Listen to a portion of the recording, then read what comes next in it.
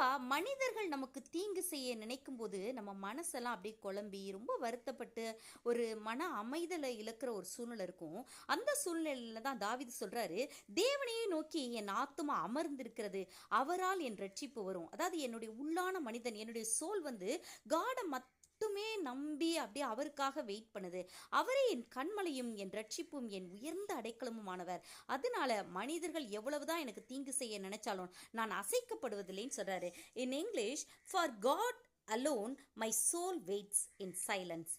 From him comes my salvation.